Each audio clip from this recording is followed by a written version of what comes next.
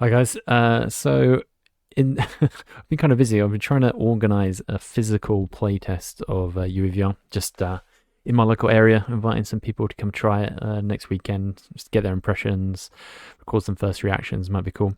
Um, but one of the guys coming, crazily from Scotland, he reminded me of a game I hadn't played with UEVR for ages. I played this back earlier this year, like maybe February.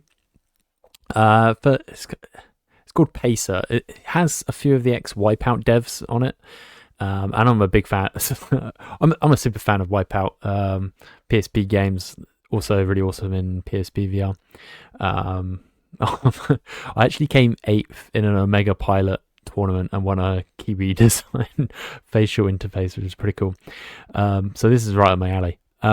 For some reason, the devs didn't add like a proper cockpit first-person mode. So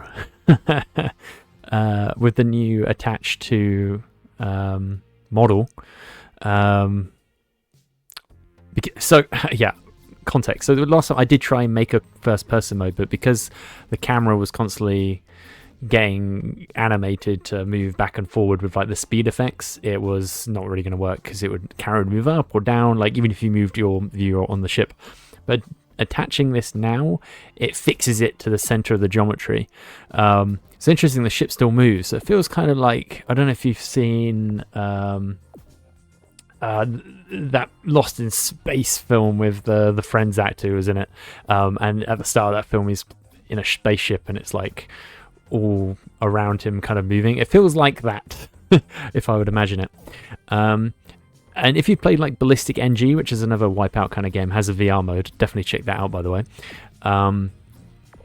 Moving inside the cockpit, you get kind of a wireframe of the ship, and actually in Ballistic NG they do that, and it looks really quite good.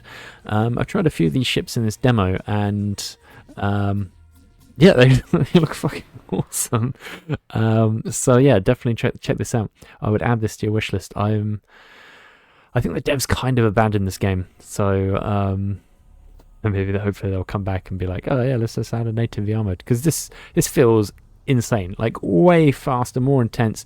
Like there's scenes later on where I'm getting shot and there's like chromatic aberration happening everywhere.